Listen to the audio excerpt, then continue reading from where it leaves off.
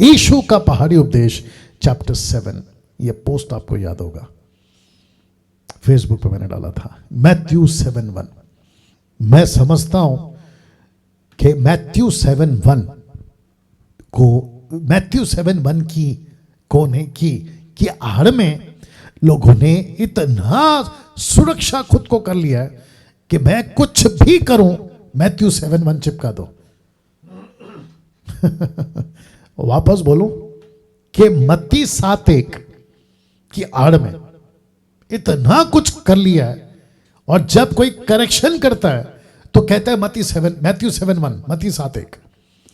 तो तब जाकर ये लाइन मैंने लिखी है, स्टॉप सेइंग जज not if you don't know what it means. जब तुमको इसका अर्थ नहीं पता है तो ये शब्द बोलना बंद करिए। मैं कुछ सेकंड इसको रख रहा हूं और मैं चाहता हूं कि आप इसको डाइजेस्ट करो पहले।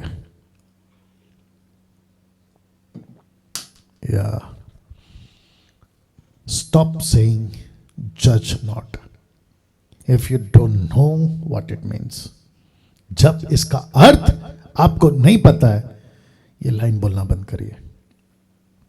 आज आपका माथा चकराएगा कि मैथ्यू 7:1 दरअसल यीशु क्या बोल रहे थे। तो आप लोग तैयार हैं? मैसेज के डीप में हूं मैं अभी, या मिडिल पार्ट में हूं। अब यहां से आपको बहुत कुछ अपने आप को झोंक देना है ये लाइन को समझने के लिए। तो वापस कहता हूं, स्टॉप सेइंग जज not if you don't know what it means. Okay, now मत्ती 7:1 में दरअसल लिखा क्या है? दोष मत लगाओ कि तुम पर भी दोष ना लगाया जाए। ये आपका Hindi translation, amplified Bible. Do not जज and criticise and condemn others unfairly with an attitude of self-righteous superiority, as thou assuming the office of judge, so that you will not be judged unfairly. ये amplified Bible version है।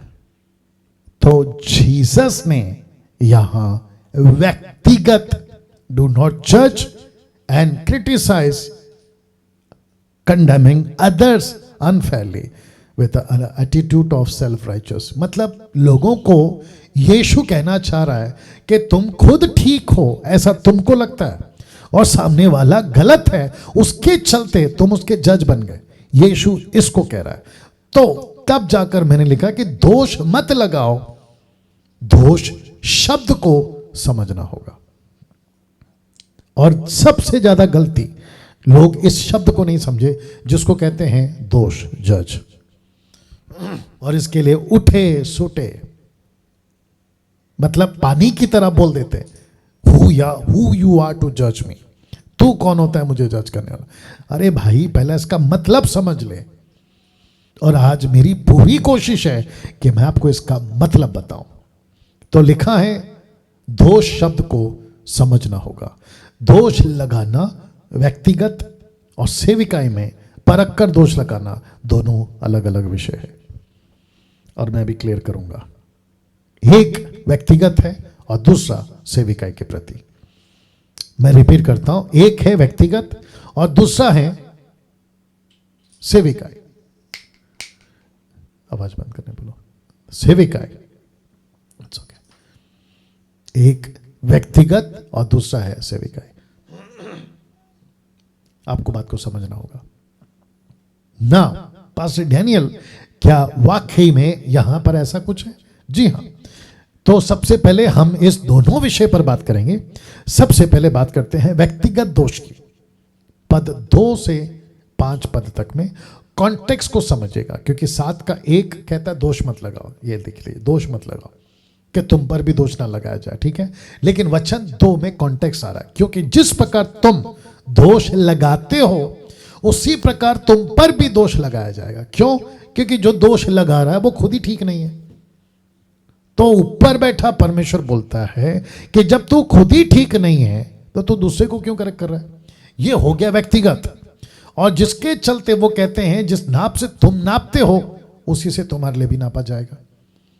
फिर कहता है तू क्यों अपने भाई की आंख के तिनके को देखता है, अपनी ही आंख का लट्टा तुझे नहीं सूझता। ये हो गया व्यक्तिगत, ये कॉन्टेक्स्ट है। और जब तेरी ही आंख में लट्ठा है तो तू अपने भाई से क्यों कर कह सकता है कि ला मैं तेरी आंख से तिनका निकाल दूं। हे कपटी, पहले अपनी आंख में से लट्ठा निकाल ले, तब तू अपने भाई की आंख का तिनका भली बातें देखकर निकाल सकेगा। ओके ना, आपको याद है मैंने पिछले हफ्ते इन 3 बातों पर और अभी 2 बातों पे बात किया था, दान, प्रार्थना, उपवास, धन और चिंता। इसका कनेक्शन कहां है? अंदर से, अंदर से कनेक्शन है। आपको अंदर काम करना है, तो लिखा ये आपके अंदर से कार्य आपको करना है, ये अंदर का काम है। लेकिन यीशु चाहता है, लेकिन प्रभु चाहता है कि आप बाहर से भी कार्य करने में ठीक रहें। और बाहर कौन मिलते हैं आपको? बाहर मिलते हैं आपको अविश्वासी और विश्वासी। लेकिन अभी कॉन्टेक्स्ट में विश्वासी है। तो गलतियों की किताब 6:10 में, गलतियों 6:10 में पौलुस क्या कहता, देखो, कहता है इसीलिए जहां तक अवसर मिले हम सबके साथ भलाई करें, विशेष करके विश्वासी भाइयों के साथ। विश्वासी भाइयों, इंग्लिश में ब्रदरन, मतलब पुरुष और स्त्री दोनों आ गया, ब्रदर्स एंड सिस्टर्स दोनों आ गया, ठीक है ना। वाह, भलाई करो विश्वासियों के साथ। See this. तो यहां पे क्या चल रहा है? मैं तेरी आंख का तिनका देख सकता हूं, मैं तेरी आंख का तिनका देख सकता हूं। जबकि यीशु कहता है तेरी ही आंख में लट्टा पड़ा हुआ है, यह तुझे नहीं समझता या सूझता। और जब तेरी ही आंख में लट्ठा है तो तू अपने भाई से क्यों कर कह सकता है कि ला मैं तेरी आंख से तिनका निकाल दूं। जब आप ही खुद ठीक नहीं हैं तो फिर आप दूसरों को क्यों कह रहे हैं? मैं हमेशा एक डायलॉग मारता हूं, आपकी पीठ आपको नहीं दिखती, आपकी पीठ दूसरों को दिखती है। तो जब कोई कहता है ना कि तेरी पीठ में कचरा है, तो एक्सेप्ट कर लिया करो कि हाँ यार कचरा होगा, क्योंकि आपको नहीं दिखता है ना। या ये व्यक्तिगत है साहब। तो मैं यहां पर इस वचन में वापस आऊंगा। यीशु चाहता है कि हम बाहर वालों के साथ अच्छे से रहें। अंदर आप ठीक हैं, प्रेज गॉड, लेकिन व्हाट अबाउट आउटसाइड, बाहर वालों के साथ आप, और वो भी विश्वासियों के साथ। तो मैं सबको पूछूंगा, अभी जितने मुझे देख रहे हैं, मैं सबको पूछूंगा आपका रिश्ता मसीहत में मसीह भाइयों के साथ कैसा है? या फिर आर पार की लड़ाई लड़ रहे हो, मैं तुझे देख लूंगा और वो कहता है मैं तुझे देख लूंगा। क्या इस लेवल पे पहुंच गए? क्या इस लेवल पे पहुंच गए कि आप एक दूसरे की शक्ल तक नहीं देखना चाहते? उस लेवल पे पहुंच गए तो फिर यीशु बोलेगा, ओ तुम अंदर ठीक हो, दान, प्रार्थना, उपवास, चिंता नहीं कर रहे, पैसा नहीं इकट्ठा कर रहे, सब ठीक है, लेकिन बाहर तुम ठीक नहीं हो, आपस में तुम ठीक नहीं हो। देखिए यीशु की दिलचस्पी कितनी है। यीशु कह रहा है पतरस, अंद्रियास, याकूब, यूहन्ना, आपस में एक साथ रहो, मिलके रहो। लेकिन पतरस क्या कहता है? मेरा भाई इतना गलती करता है, मैं उसको कब तक माफ करूं? 490 बार, 490 बार, एवरी डे 490 टाइम्स। अगला दिन फिर 490 लागू, तीसरा दिन फिर 490 लागू। तो दूसरे शब्दों में यीशु कहना यह चाह रहा है कि तुझे भलाई दिखानी है, तुझे भलाई दिखानी है। वाह, दिमाग में बहुत कुछ आ रहा है। या मुझको और आपको यह समझना होगा, हम सभी को यह बात समझना होगा कि हम अंदर ठीक हैं। देखिए ना, रख रहा हूं, अंदर ठीक है, दान दे रहे हैं, प्रार्थना कर रहे हैं, उपवास भी कर रहे हैं, धन और चिंता भी नहीं कर रहे हैं, सब ठीक है, अंदर वाला काम है ना ये। लेकिन बाहर, बाहर पहला यूहन्ना 4:20 याद होगा आपको। जिस परमेश्वर को हम देख तक नहीं रहे उसको कहते हैं कि हम तुझे प्यार करते हैं, लेकिन पड़ोस में, मसीहत में आपका भाई है, उसको देख सकते हैं लेकिन उसको प्यार नहीं कर रहे या उसके लिए भलाई नहीं कर रहे। तो जिसके चलते पौलुस कहता है भलाई कर, विशेष करके भाइयों के साथ। जानते हो पौलुस ने क्या कहा इसी लाइन के पहले? वो कहता है कि धोखा ना खाओ, परमेश्वर ठट्ठों में नहीं उड़ाया जाता, मजाक में नहीं उड़ाया जाता, क्योंकि मनुष्य जो कुछ बोता है वही काटेगा, मनुष्य जो भी बोएगा वही काटेगा। तो आप क्या बोल रहे हैं? आप क्या अपेक्षा करते हैं? मैथ्यू 7:12 याद होगा आपको, जिसको कहते हैं गोल्डन स्क्रिप्चर, सोने का वचन। तुम चाहते हो कि सामने वाला तुम्हारे साथ ऐसा बिहेव करे, तो वचन कहता है तू पहले उसके साथ वैसा बिहेव कर। आप चाहते हैं ना कि सामने वाला ठीक रहे, तो कहता है कि तू भी उसके साथ ठीक से रहे। मैं इसको बात कर चुका हूं पहले भी। अब बात करते हैं सेविकाई में परख कर दोष लगाने की। मैं इसके ऊपर थोड़ा सख्ती से आऊंगा, क्योंकि बहुत लोगों ने इसको समझा ही नहीं है। उठे सुटे बोलते हम कौन होते दोष लगाने वाले, जो चल रहा है चलने दो, हम कौन होते। बट आपको बता दूं कि पद 1 में यीशु खुद कहता है दोष मत लगाओ, लेकिन पद 6 में यीशु खुद कहता है कुत्तों और सूअर। अरे बाप रे, मैं इसको कुछ सेकंड रख रहा हूं, या वाह, कभी टैली किया था आपने? आज करिए। यीशु कहता है पद 1 में दोष मत लगाओ, लेकिन यीशु खुद कहता है पद 6 में 7:6 में कहता है कुत्तों और सूअर। तो यीशु कुत्तों और सूअर किसको कह रहा है? ऐसे लोगों को जो मोतियों का कदर नहीं करते। अविश्वासी की बात नहीं हो रही है, बात हो रही है उन विश्वासियों की जो परमेश्वर के राज्य की मोतियों को, यानी कि वचन को कदर नहीं कर रहे। ऐसों को यीशु कहता है कुत्तों और सूअर। और इसी चैप्टर में 12 से 7 का 12, 13, 14, 15, 16 तक कहता है वुल्फ, भेड़ियों से बच के रहो। तो वचन 6 कहता है परंतु पवित्र वस्तु कुत्तों को ना दो और अपने मोती सूअरों के आगे मत डालो, ऐसा ना हो कि वे उन्हें पांव तले रौंदे और पलट कर तुमको फाड़ डाले। तो यहां पे यीशु कहता है कि तुम दोष मत लगाओ, फिर यीशु खुद वचन 6 में सूअर और कुत्ता बोल रहा है। ये क्या है? इसको कहते हैं जो मिनिस्ट्री को नहीं समझ रहा है और वो दोषी बन गया। तो ऐसों पे तो दोष लगाना चाहिए ना, ऐसों पे दोष लगाना चाहिए। ये यीशु है। अभी जब मैं बीच में प्रचार कर रहा था, अभी भी करता हूं, खैर, कुछ अधूरे ज्ञान के सेवक जिनको समझ ही नहीं है और उल्टी सीधी बकवास करते हैं, कमेंट्स में इधर उधर अपनी उल्टियां करते रहते हैं। कहते हैं कि हम कौन होते दोष लगाने वाले, डैनियल जजमेंटल है, दोष लगाता है। फिर यीशु का क्या करोगे? क्या यीशु को भी कहोगे कि आपने किसी को कुत्ता बोल दिया, आपने किसी को सूअर बोल दिया, आपने किसी को भेड़िया बोल दिया, हेरोदेस राजा को लोमड़ी बोल दिया, जॉन द बैप्टिस्ट ने सांप के बच्चे बोल दिया। यूहन्ना 8:44 में यीशु कहता तुम अपने पिता शैतान से हो। दोषी है तो दोष बोलना पड़ेगा ना। तो पवित्र वस्तु कुत्तों को ना दो, अपनी मोती सूअरों के आगे मत डालो, ऐसा ना हो कि वे तुम पांव से रौंदे और पलट कर तुमको फाड़ डाले।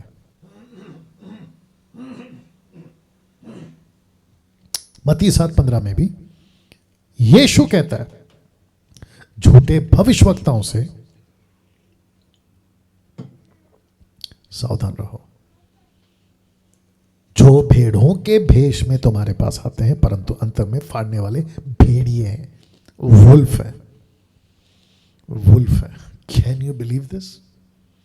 नाउ इसको देखिए, गलतियों 1:8 कहता है परंतु यदि हम या स्वर से कोई दूत भी उस सुसमाचार को छोड़ जो हमने तुमको सुनाया है, कोई सुसमाचार तुम्हें सुनाए, वो श्रापित हो। तो पौलुस स्वर्गदूत को दोषी ठहरा रहा है, पौलुस कोई सेवक को दोषी ठहरा रहा है, और ऐसा वैसा दोषी नहीं, उसने सारी सीमा पार कर दी। कहता वो श्रापित है। यीशु कहता है श्राप मत दो, लेकिन पौलुस कहता है वो श्रापित है। अब मुझे बताइए यीशु और पौलुस यहां क्या कर रहे हैं? आप कहते हो ना मुझ जैसे 10% पीछरों को, खरे प्रचारकों को आप लोग दोष लगाते हो, तो फिर ये क्या चल रहा है? इसका क्या करोगे फिर आप लोग?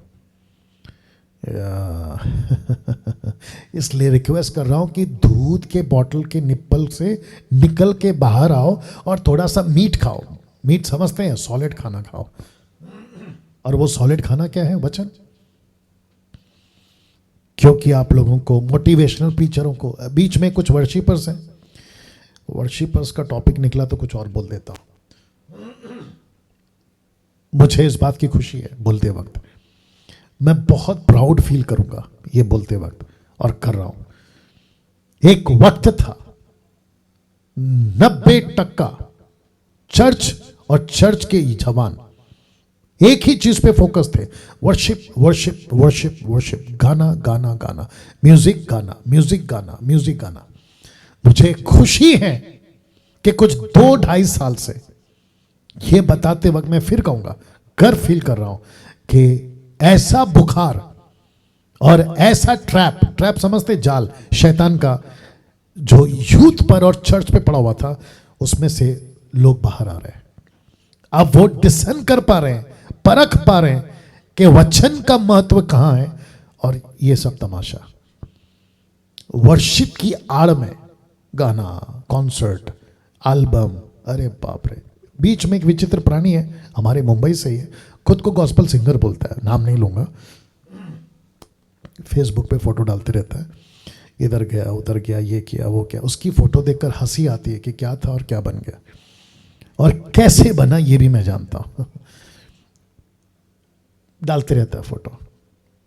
मुझे एक बात बोलनी है ऐसे लोगों को, और अगर कोई सुन रहा है तो उनको भी, आप जब वर्शिप की बात करके सिटी टू सिटी घूमते रहते हो अपना अपना बैग और झोला लेके, कभी ट्रेन में कभी प्लेन में, फिर सेल्फी लेके फोटो डालते हो, मैं उन लोगों से पूछना चाहता हूं, और ये जो तुमको बुलाते हैं और जहां तुम जाते हो गाना गाने के लिए, मैं उनको भी कहना चाहता हूं और तुमको भी कहना चाहता हूं, और खास करके विचित्र प्राणी को, मुंबई वाले को, वर्शिप का इतना शौक है ना तुमको, तो सामने वाले से पैसे की डिमांड नहीं करना। हाँ, अभी बत्ती जली होगी, पैसे की डिमांड नहीं करना। उनको बोलो कि सर, आपकी कन्वेंशन, मीटिंग, चर्च, जो भी आपका प्रोग्राम है, मैं खुद अपनी मर्जी से आऊंगा, क्योंकि मुझे शौक है गाना गाने का। मैं चेला नहीं बनाऊंगा, चर्च प्लांटिंग नहीं करूंगा, सुसमाचार नहीं सुनाऊंगा। और अगर कुछ लोग करते भी तो ऐसा करते हैं मानो मेहरबानी मेहरबानी, इक्का दुक्का काम करते हैं और कहते हैं कि देखा मैं तो काम कर रहा हूं। और उनका जो प्राइम और मेन टाइम होता है वो गाना, इंटरटेनमेंट, ठीक है ना, वर्शिप की आड़ में। तो लोगों को कहना चाहूंगा कि पैसे का चार्ज मत करो। और जो इनको बुलाते हैं उनको भी कहूंगा कि इनको जब कॉल करते हो ना, तो पहला यही रखना कि भाई आपको तो शौक है गाना गाने का, आपको तो यही लगता है कि गाना ही गाना चाहिए, तो आप अपनी मर्जी से आइए, हम आपको प्लेटफॉर्म देंगे, आपको खाना देंगे, होटल देंगे, लेकिन पैसे की डिमांड नहीं करना। चलो, तुम्हारे अंदर है हिम्मत, ऐसा करके बताओ। या मुझे मालूम है नहीं करोगे नहीं करोगे, क्योंकि आपका, मैं अच्छे से जानता हूं उस विचित्र प्राणी को, क्योंकि इनका फोकस ही होता है। इनमें से कुछ अच्छे भी लोग हैं, बट ट्रैक ही गलत है तो क्या कर सकते हैं। इनका फोकस ही होता है कहां से आएगा पैसा। हाँ, अगर किसी को मिर्ची लग रही है कि पास्टर डैनियल आपने ऐसे कैसे बोल दिया, तो भैया तुमको अच्छे से पता है कि मैं भी तुमको जानता हूं। तो बात कर रहा था वर्शिपर्स की। लिखता है, श्रापित है जो सुसमाचार को बिगाड़ देते हैं, जो सुसमाचार को बिगाड़ देता है, श्रापित है, कर्सेट है वो। इतना गुस्सा क्यों, इतना गुस्सा क्यों? या इतना गुस्सा इसलिए है क्योंकि पौलुस जैसा आदमी जिसने फाउंडेशन डाला है, पौलुस के बाद के मिशनरीज जिसने फाउंडेशन डाला है, 18th century, 19th century, even last century, और अभी चल रहा है 21st सेंचुरी, जिन सेवकों ने फाउंडेशन डाला है, लहू बहाकर, पसीना बहाकर, त्याग का जीवन, देश को छोड़कर, विदेश को छोड़कर, उस फाउंडेशन पे आज कुछ सेवक लोग मस्ती करते हुए दिख रहे हैं आपको। तो पौलुस कहता है यदि हम या स्वर से कोई दूत भी उस सुसमाचार को छोड़ जो हमने तुमको सुना है, कोई और सुसमाचार सुना है, कहते कंफर्ट है, रिलैक्स है, मोटिवेशनल है, ब्लेसिंग है, ऊपर बैठा हमारा पप्पा है, वो हमसे बहुत प्यार करता है, ऐसे बिगाड़ देते हैं। ऑफ कोर्स प्रभु प्यार करते हैं, उसमें कोई शक नहीं है, लेकिन उसको अलग एंगल पे ले जाते हैं। ऐसों को पौलुस कहता है श्रापित है, ऐसों को पौलुस कहता है श्रापित है। मैं और एक चीज पूछ ही लेता हूं आज काफी दिनों के बाद।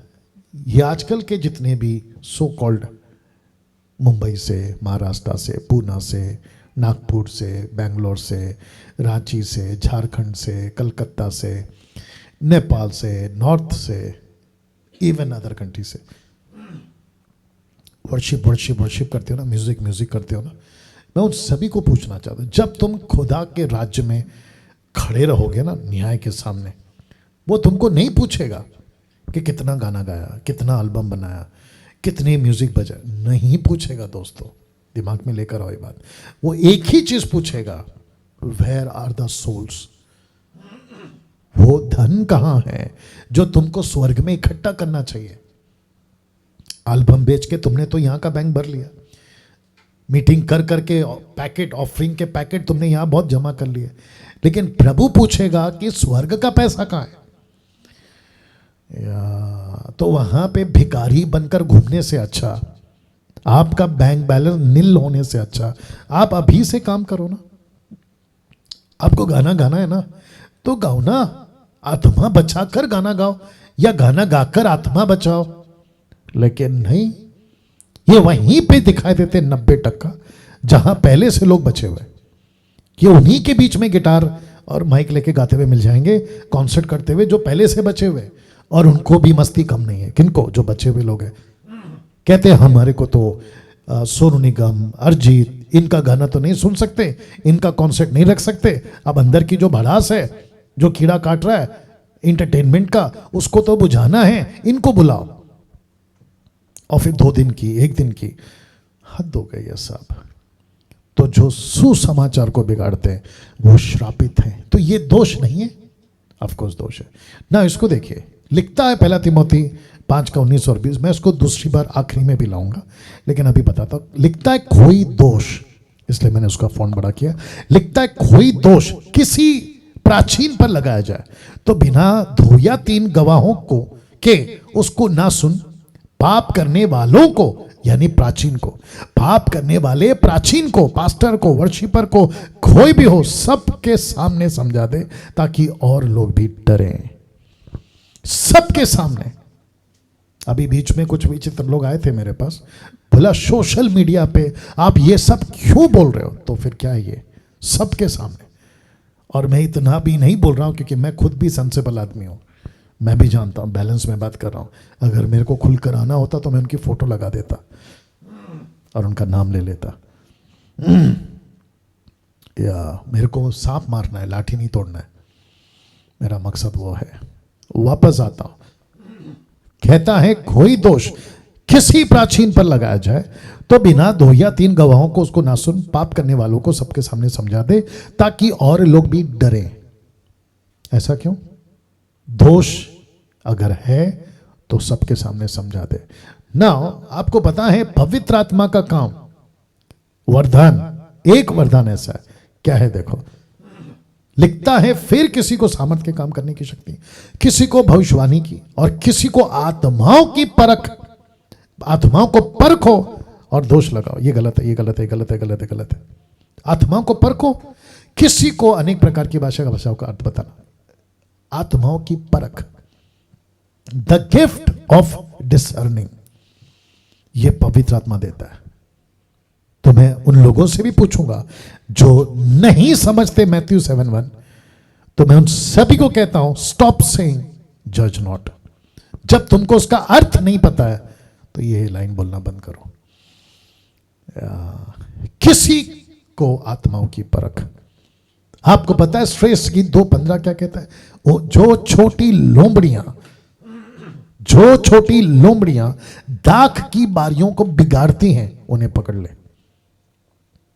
आत्मिक बातें हैं, पकड़ ले, क्योंकि हमारी दाख की बारियों में फूल लगे हैं, फूल लगे हैं, फूल लगे हैं, क्योंकि लोमड़ियां दाख की बारी में घूम रही हैं और वो फूल को बिगाड़ रही हैं। चर्च के अंदर कुछ लोमड़ियां हैं जिनको पकड़ना होगा। और रोमियो 16 का 17 आपको याद होगा, मैंने कहा था परखो, ताड़ लो, देख लो, मार्क देम, याद आया ना? अब एक ऐसी घटना आपके बीच में रखूंगा और फिर समाप्त करूंगा।